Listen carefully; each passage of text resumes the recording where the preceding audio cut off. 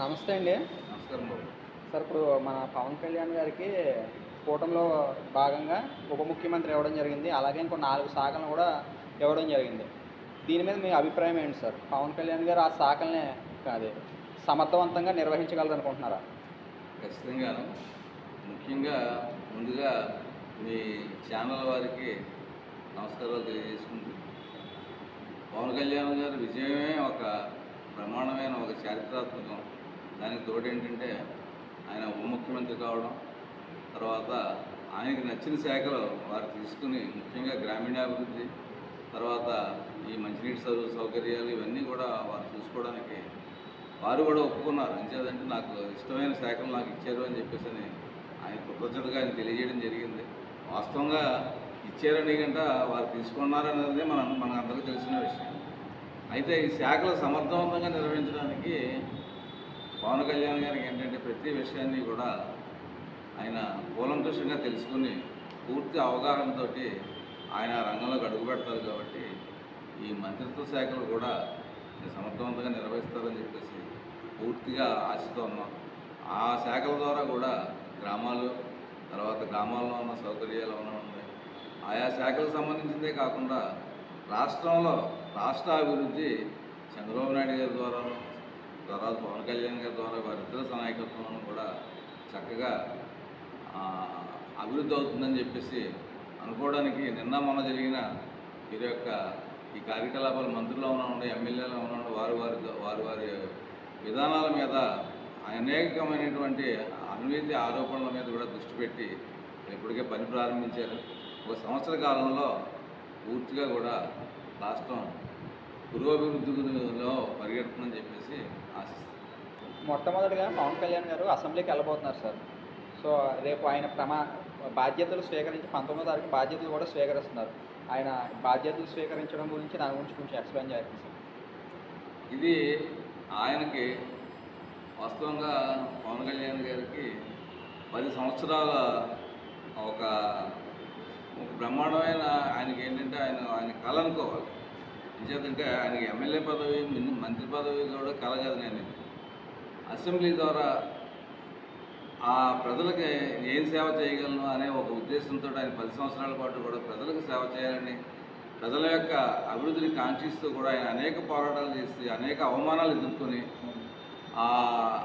అప్పుడు ప్రస్తుతానికి ప్రజాబలంతో సాధించి ఈరోజు అసెంబ్లీలో వారు అడుగు పెడుతున్న శుభ సందర్భంగా అందరికీ కూడా మన రాష్ట్రం తరఫున ఆయనకి అభినందనలు తెలియజేసుకుంటూ, తర్వాత అసెంబ్లీ శాసనసభగానే జరుగుతుందని చెప్పేసి ప్రజలందరూ అనుకుంటున్నారు. ఎందుకంటే గతంలో శాసనసభ అదొక మార్కెట్ కానీ అది చాలా ఇబ్బందికరమైన వ్యాఖ్యలతోటి కూడా జరిగేది. అలాంటి పరిస్థితుల నుంచి మార్పు చెంది శాసనసభ ఒక శాసనాలు చేసేది, తర్వాత ప్రజలకు ఉపయోగపడే కార్యక్రమాలు రూపొందించే సంస్థగా ఉంది. కాబట్టి అదేవిధంగా దాని విలువలు, దాని యొక్క పవిత్రతను కాపాడుతూ కూడా ఇప్పుడున్న కూటమి ప్రభుత్వం ఇది శాసనసభ అంటే అని చెప్పేసి వాళ్ళు తెలియజేయడానికి అవకాశం ఉంది.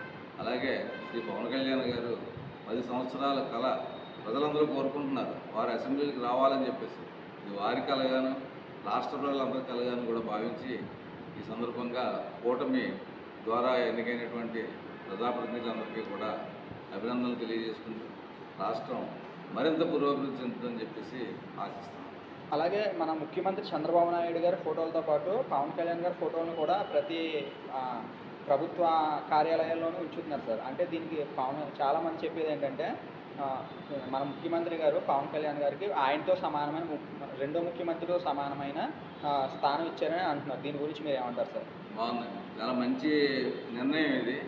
వాస్తవంగా ఏంటంటే ఇది ఒక కూటమి రాజకీయ పార్టీలు అనేది కాకుండా ఒక విజన్ కలిగిన వ్యక్తి. ఎందుకంటే చంద్రబాబు నాయుడు గారు ఒక విజన్, ఒక ఆలోచన కలిగిన వ్యక్తి. అలాగే పవన్ కళ్యాణ్ గారు కూడా ఒక ఆలోచన ధోరణి, చక్కని పరిపాలన చేయాలని ఒక దృక్పథంతో ఉన్నారు. అయితే వ్యక్తిగతమైన విధానాలు కాకుండా ఇది ఒక ముఖ్యమంత్రి గారు, ఒక ఉప ముఖ్యమంత్రి గారు, వీరిద్దరూ కూడా రాష్ట్రానికి పాలనకి కూడా అధిపతులే. కాబట్టి వారిద్దరి ఫోటోలో ఉండడం సముచితం. అయితే ఇంకా కొంత సవరణ చేసి ప్రధానమంత్రి గారిని కూడా కలుపుకొని ఈ 3 ఫోటోలు ప్రధానమంత్రి గారు, చంద్రబాబు నాయుడు గారు, ముఖ్యమంత్రి గారు, ఉప ముఖ్యమంత్రి పవన్ కళ్యాణ్ గారి ఫోటోలు 3 ఉంటే కూడా ఇంకా సముచితంగా ఉంటుందని చెప్పేసి మా భావన. పవన్ కళ్యాణ్ గారు తీసుకున్న శాఖల్లో మీకు బాగా సమంజసం అనిపించిన శాఖలు ఏంటి సార్? అవి ఆయన ఎలా న్యాయం చేయగలరు అనుకుంటున్నారు ఆ శాఖలకి? ఇప్పుడు పవన్ కళ్యాణ్ గారు తీసుకున్న శాఖలో ముఖ్యంగా మనం చెప్పుకోవాల్సింది పంచాయతీరాజ్ శాఖ. పంచాయతీరాజ్ శాఖ అంటే అది ప్రజలకి చాలా దగ్గరగా ఉండి సేవ చేసే అవకాశం ఉన్న శాఖ అది పంచాయతీరాజ్ అనేది. ఎందుకంటే రూరల్ డెవలప్మెంట్ దగ్గర నుంచి అది అట్టడుగు స్థాయి నుంచి కూడా ప్రజలకి మంచి అవకాశం, ఆ ఫలాలు అందించే అవకాశం పవన్ కళ్యాణ్ గారికి వచ్చింది. ఇది పంచాయతీరాజ్ శాఖలో చాలా ఇబ్బందికరమైన పరిస్థితులు కూడా ఇప్పటికే ఉన్నాయి. అవన్నీ అధిగమించి పేద ప్రజలకి ఖచ్చితంగా ముందు పేద ప్రజలకు, గ్రామీణంలో పేద ప్రజలకు సేవ చేసే భాగ్యం కలిగింది కాబట్టి ఆ పేద ప్రజలకు అభ్యున్నతికి ఈ శాఖ ద్వారా మరింత వారి యొక్క సౌకర్యాలు కల్పించి తాగునీరు ఏమైనా ఉండి, రోడ్లు ఏమైనా ఉండి, తర్వాత వైద్యం ఏమైనా ఉండి, ఈ గ్రామాల్లో ఈ సౌకర్యాలు కల్పిస్తే పట్టణం వరకు కూడా వాళ్ళు అర్జెంటుగా రావాల్సిన అవసరం ఉండదు కాబట్టి దాని మీద వారి పూర్తి అవగాహనతో ఆ శాఖను సమర్థవంతంగా నిర్వహిస్తారని చెప్పి మాకు నమ్మకం ఉంది. ఇంక రెండవది అటవీ శాఖ. వారు తీసుకున్నది అటవీ శాఖ సామాన్యమైంది కాదు. ఎంచేదంటే గత 5 సంవత్సరాలుగా కూడా అటవీ శాఖలో అది కొన్ని కోట్ల రూపాయల కలప అమ్ముకోవడం ఉండి, ఎర్రచందనం ఉండి, ఇవన్నీ కూడా పెద్ద స్మగ్లింగ్ జరిగింది. అది దాన్ని అరికెడితే మన సంపద మనకే ఉంటుందని చెప్పేసి భావిస్తూ అటవీ శాఖ మీద కూడా ఆయన కొరడా చూపిస్తూ ఉన్నారు. ఎంత రోజులైనా సరే వదిలిపెట్టేది లేదన్నారు కాబట్టి ఈ 2 శాఖల్లోనూ కూడా వారు పూర్తిగా విజయం సాధిస్తారని, తర్వాత ఏంటంటే ఈ 2 శాఖల ద్వారా కూడా ప్రజలందరికీ కూడా చాలా మంచి జరుగుతుందని చెప్పేసి కూడా ఈ సందర్భంగా తెలియజేస్తాను. అలాగే అసెంబ్లీలో ఒక గత ప్రభుత్వం చేసిన తీరు జనాలు ఎవరికీ నచ్చలేదు సార్. చాలా బూతులతో కూడా అసెంబ్లీ సమావేశాలు జరిగాయి. అపోజిషన్ ప్రభుత్వాన్ని విమర్శించే తీరు కూడా జనాలు ఎవరికీ నచ్చలేదు. సో ఇప్పుడు ఈ ప్రభుత్వం కూడా అదే పందాన్ని ఫాలో అవుతుంది అనుకుంటున్నారా, లేకపోతే ఈ ప్రభుత్వం ఇంకా హుందాతనంగా అసెంబ్లీ సమావేశాలు నడిపే అవకాశం ఉందా సార్? ఇందులో మన శుభపరిణామం ఏంటంటే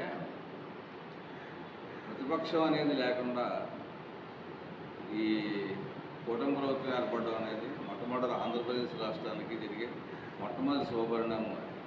ఎందుకంటే అసెంబ్లీ అంటే కూడా దాని అర్థం కానీ, దాని పవిత్రత కానీ తెలియని వ్యక్తులు గత 5 సంవత్సరాలుగా కూడా అసెంబ్లీలోకి రావడం, తర్వాత ప్రజా సమస్యలు ఏమాత్రం కూడా మరి పట్టించుకోకుండా వారి విధానాలు, వారి వ్యక్తిగత విధానాలు ఉన్న తర్వాత ఎదుటి వ్యక్తిని విమర్శించడం ఇదే పందాలు నడిచింది కాబట్టి ఇలాంటి పరిస్థితి ఇప్పుడు అసెంబ్లీలో జరగడానికి అవకాశం లేదు. ఎందుకంటే అలాంటి వ్యక్తులు ఎవరు లేరు.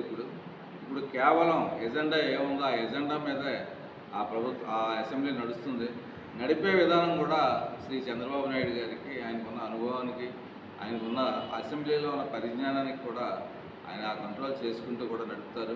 తర్వాత శ్రీ పవన్ కళ్యాణ్ గారు దృష్టి ఎప్పుడు కూడా అసెంబ్లీ అనేది ఆయన పవిత్రమైన దేవాలయంగా భావిస్తారు కాబట్టి వారి దృష్టి ఇప్పుడు కూడా అది పవిత్రంగానే ఉంటుంది కాబట్టి అసెంబ్లీ అంటే ఆంధ్రప్రదేశ్ అసెంబ్లీ ఇలా నడుస్తుంది, అసెంబ్లీ అంటే ఆంధ్రప్రదేశ్లో అసెంబ్లీ చూసి నేర్చుకోవాలని చెప్పేసి యావత్ భారతదేశం అంతా కూడా అసెంబ్లీ అంటే ఇలా జరుగుతుందా, ఇంత పవిత్రంగా ఉంటుందా అని చెప్పేసి అనుకునే విధంగా వచ్చే అసెంబ్లీ సమావేశాలు జరుగుతాయని చెప్పేసి మేము ఖచ్చితంగా చెప్పగలం. ప్రజలందరూ కూడా అదే నమ్మకంతో ఉన్నారు. ఆంధ్రప్రదేశ్కి అదే అసెంబ్లీ ద్వారా మంచి రోజులు ప్రారంభమవుతాయని చెప్పేసి కూడా భావిస్తున్నాం. అలాగే పవన్ కళ్యాణ్ గారు తన ఎమ్మెల్యే అయిన తర్వాత పిఠాపురం నియోజకవర్గం మొత్తం నేను పర్యటిస్తాను, ప్రతి సమస్యని చూసి పరిష్కరిస్తానని చెప్పారు సార్. కానీ ఇప్పుడు ఆయన తీసుకున్న శాఖలు కానీ కొంచెం ఎక్కువే పని ఒత్తిడి ఉంటుంది ఆయనకి. అలాంటి సిచ్యువేషన్లో ఇప్పుడు పిఠాపురం మొత్తం పర్యటించడం అవుతుందా? సమస్యలు ఎలా తీరుస్తారు ఆయన? అయితే ఒక శాసనసభ్యుడిగా ఆయనకున్న బాధ్యతలు, ఆ నియోజకవర్గంలో ఉన్నటువంటి ఇబ్బందులు కావాలన్నా, ప్రజలందరినీ కలవాలన్నా ఆయనకున్న ఆ సమయాన్ని కేటాయించి ఖచ్చితంగా నియోజకవర్గంలో ఉన్న ప్రతి గ్రామాన్ని కూడా సందర్శిస్తారని చెప్పేసి కూడా నేను ఆశిస్తున్నాం. ఇది శాఖల విషయానికి వచ్చేటప్పటికి ఆయా టైమింగ్స్లో ఆ టైమింగ్స్ పెట్టుకుని శాఖల యొక్క పరిపాలన కూడా పిఠాపురంలో కూడా చేయొచ్చు. కార్యదర్శులు ఉంటారు, వాళ్ళందరూ కూడా ఉంటారు కాబట్టి ఈయన స్వయంగా వెళ్ళవలసిన అవసరం ఉన్నప్పుడు స్వయంగానే వెళ్తారు. లేదంటే కూడా పాలన అంతా కూడా వారు ఉన్న చోట నుంచే జరుగుతుంది కాబట్టి నియోజకవర్గానికి ఏమాత్రం కూడా ఇబ్బంది జరగదు, అన్యాయం జరగదని కూడా చెప్పేసి మనం పూర్తిగా మన నియోజక ప్రజలందరూ కూడా నమ్మాల్సిన అవసరం.